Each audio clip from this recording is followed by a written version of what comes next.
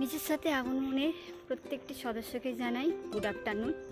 এখন বাজে দুপুর 2:45। তো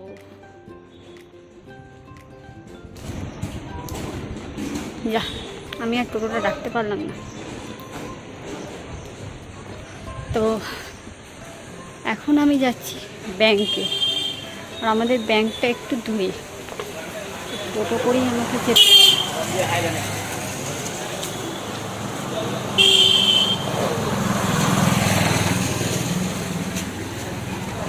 টোটোটা চলে গেল, যাই হোক। তো এখন হেঁটে হেঁটেই যাই, যদি মাঝে কোথাও টোটো পেয়ে যাই তো টোটোতে উঠে পড়বো।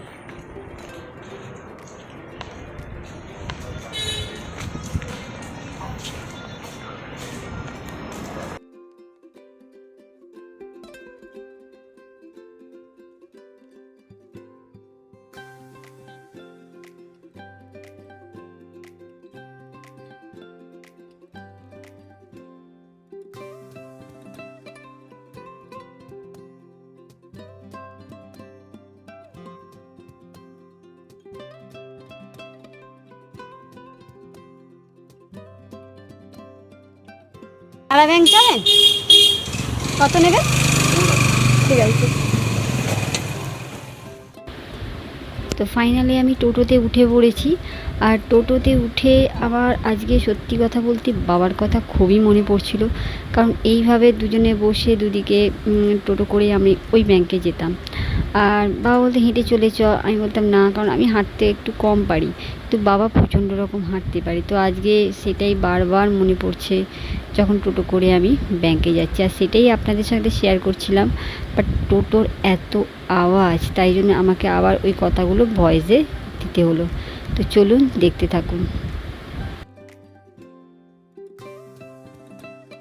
তো ফাইনালি এটিএম কার্ডের সমস্যাটা মিটে গেছে, আর লোন অ্যামাউন্টটাও আমার জানা হয়ে গেছে। তো এবার বাড়ি যাব। এবার দেখি টোটোটা আবার টাউনের ভেতরে যাবে কি না করেছি। এবার যাচ্ছি আর একটা ব্যাংকে। আগে যখন ছুটি নিয়েছি, কিন্তু আজ কলকাতা যাওয়ার কথা ছিল, তো একটু সময় কলকাতাটা যেতে পারলাম না, পায়ে ডাক্তারটা দেখাতে। ফাইনালি আমার সিমটা ঠিক হবে 3 ঘন্টা পর বলেছি।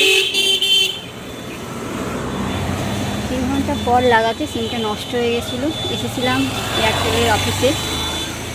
তো এখন টোটো দেখছি, টোটো পেলে বাড়ি চলে যাবো। এমনিতে একটা সাইড দুজন ব্যথা করছে, বাট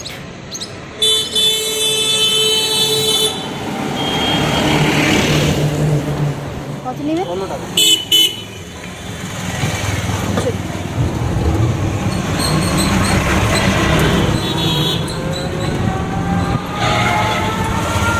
টোটোতে উঠে পড়েছি, এবার বাড়ি যাচ্ছি। ব্যাংকের 1 টাকা 2 কিলো এটিএম কার্ডটা ঠিক হলো, আর এখানে পিএনবিতে যে টাকাটা ঢোকার কথা ছিল সেটা ঢোকেনি। ফোনের সিমটা ঠিক হয়ে যাবে, মানে 1 সপ্তাহ ধরে ফোনটা সিমটা নষ্ট হয়ে পড়ে আছে। আর বিশেষ করে যেটা করা হলো না, সেটা হচ্ছে আমার পায়ের ডাক্তারটা দেখানো। টাকাটা না ঢুকলে না ঠিক সব কাজ হবে না।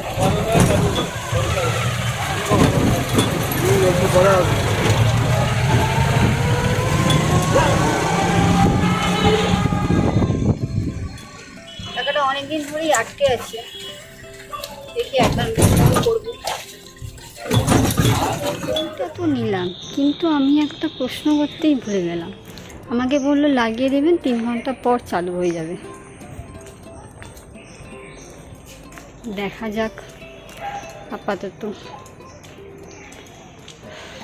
3টে কাজ আজকে মিটলো, কিন্তু আমার মেন যে কাজটা ছিল সেটা আমি আজকে করতে পারলাম না।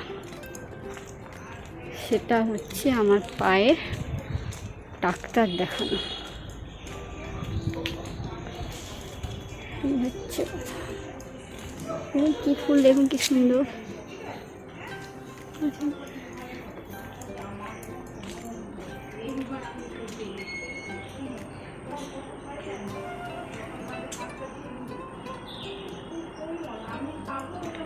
চলে এসছি। আর এই দেখি, ওই ওঠ, আরে ওঠ,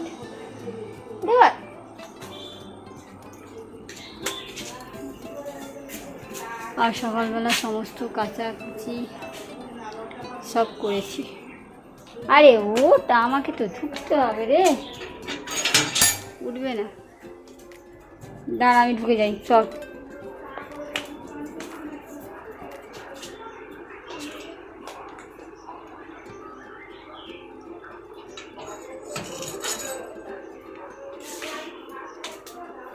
তো একদম ফ্রেশ হয়ে আপনাদের সাথে দেখা করছি। দুপুরবেলা টোটো ঘুরেই কাজ মিটে গেল। তো এবার সিমটা ফোনে লাগাবো, তারপরে দেখব 3 ঘন্টা পর আমার সিমটা চালু হয় কিনা। আসলে কত নাম্বার টিপতে হবে, কী টিপতে হবে, সেগুলো তো আমি জিজ্ঞাসাই করিনি, বা ওরা লিখেও দিল না যে এই নাম্বারে কল করতে হবে, বা বললো খালি এটা লাগিয়ে দেবেন 3 ঘন্টা পর চালু হয়ে যাবে। দেখা যাক এবার 3 ঘন্টা পর চালু হয় নাকি, আবার না হলে কালকে দৌড়তে হবে এটাকে নিয়ে, কারণ এমন একটা জায়গায় না 15 টাকা ভাড়া দিয়ে যেতে হবে।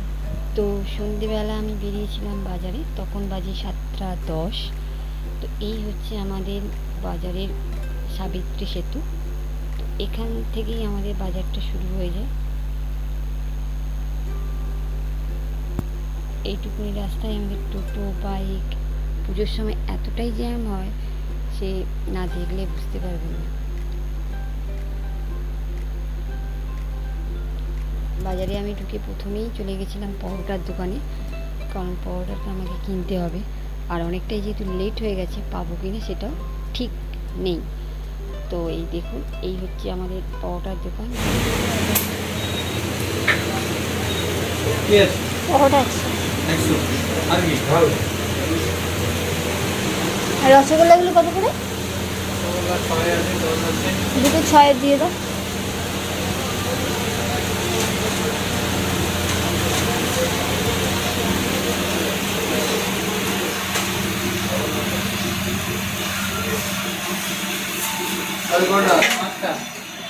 দুটো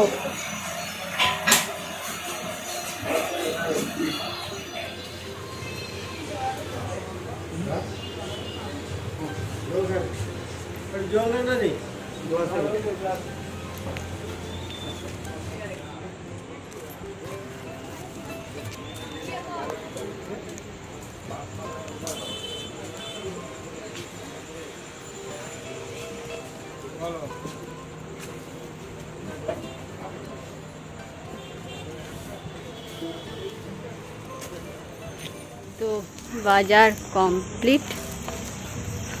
তো চিনিটা ছিল না, চিনি, ম্যাগি, আর এখন 5 টাকার ম্যাগি আমাদের এখানে পাওয়া যাচ্ছে না, 14 টাকার ম্যাগি নিতে হবে।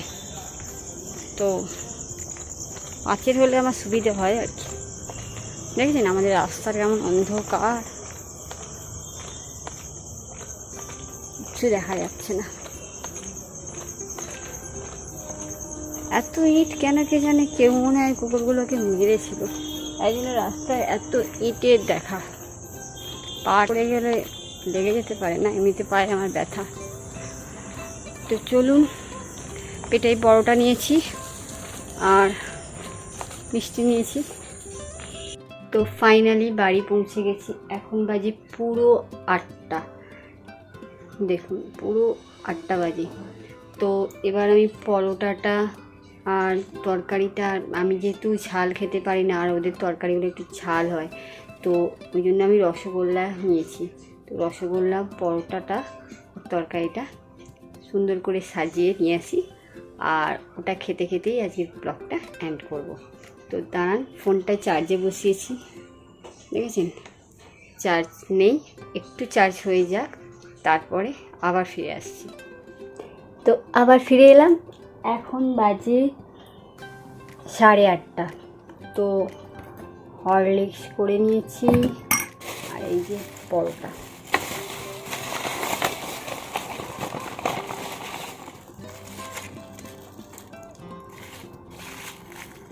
ও রসগোল্লাগুলো বেশ গরম, পাউডার সঙ্গে থেকে গরম হয়ে গেছে।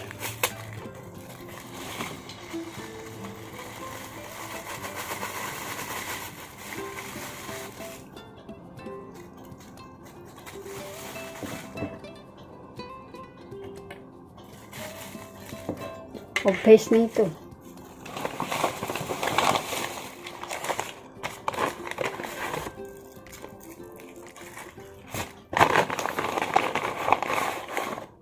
দেখুন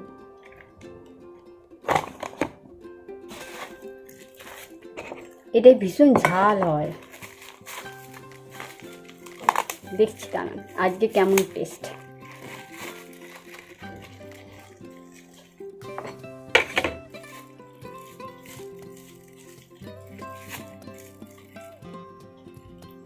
আজকে ডাল দিয়েছে, ও ডাল না, আলু পটলের তরকারি দিয়েছে।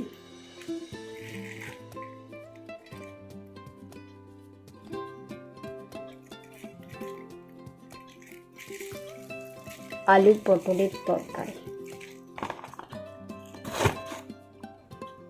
জল নিয়ে নিয়েছি।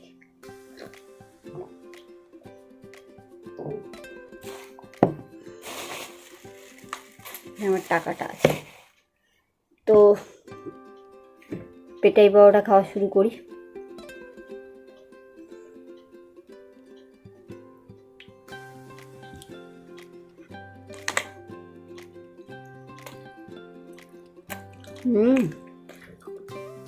ঝাল খেতেই পারবো না।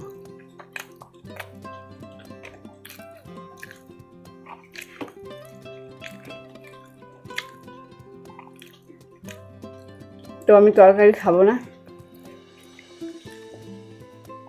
সরিয়ে দিলাম। আমি রসগোল্লার রস দিয়ে খেয়ে নেবো। এদের প্রচণ্ড ঝাল হয়।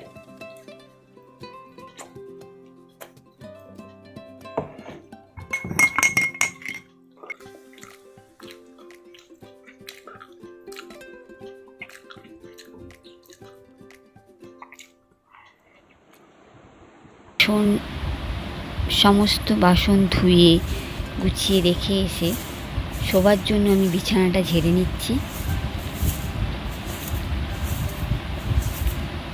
এরপর আমি শুয়ে পড়ব।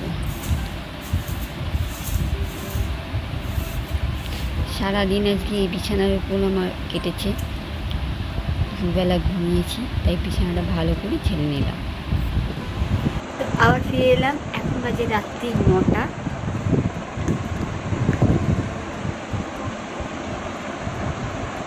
দেখতে পাচ্ছেন বলে আমি জানি না, বাট এখন বাজে রাত্রি 9টা পুরো। আর 9টা মানে আমি এখনও পর্যন্ত জেগে আছি, এটাই সব থেকে বড় ব্যাপার। সেই রাত 3টে থেকে চলে আমার এই জার্নিটা, 3টে থেকে ননস্টপই থাকে। তবে আজকে আমি একটু দুপুরবেলা ঘুমিয়ে পড়েছি ব্যাংক থেকে এসে, তাই জন্য আমি 9টা পর্যন্ত জেগে থাকতে পারলাম। তো যাই হোক, পরোটা আমার খাওয়া কমপ্লিট, তরকারিটা তো ঝাল ছিলই। তো আজকের ব্লগটা এতটুকুই থাক। আপনারা ভালো থাকবেন, সুস্থ থাকবেন, আর প্লিজ আমার চ্যানেলটিকে সাবস্ক্রাইব করবেন। কথা দিয়েছি যখন ভালো ভালো ব্লগ আমি আনবো, তমলুককে আপনাদের ঘুরিয়ে দেখাবো, প্রত্যেকটা জিনিস খুঁটিয়ে আপনাদের দেখাবো। এরপরে আছে বর্ধা মন্দিরটা ভালো করে দেখানো। শনিবার দিন সকালবেলা পুজো দিতে যাবো, তখন আমি আপনাদের ভালো করে ঘুরিয়ে দেখাবো। আর সেকেন্ড আছে আমাদের এখানে মহাপ্রভু মন্দির, চৈতন্যদেব এসেছিলেন, সেই মন্দিরটা ভালো করে আপনাদের দেখাবো। এছাড়া আমাদের এখানে বিভিন্ন পার্ক রয়েছে, আর এখানে একটা ফুটবল খেলা চলছে সারা দেশব্যাপী। তো সেখানে তো আমি যাইনি, তো সেই আমাদের ফুটবল গ্রাউন্ডটা দেখাবো। আমি আপনাদের প্রত্যেকটা জিনিস তোমাদেরকে আর সবথেকে তোমাদেরকে ফুচকা খুব ভালো পাওয়া যায়, আর আমি যে ফুচকা খাইও, ফুচকার ব্লগ আমি করবো খুব তাড়াতাড়ি। ফুচকার ব্লগ আসছে অবশ্যই, একা একা ফুড ব্লগিং করা যায়, দেখি চেষ্টা করি। তো যাই হোক, আপনারা ভালো থাকবেন, সুস্থ থাকবেন।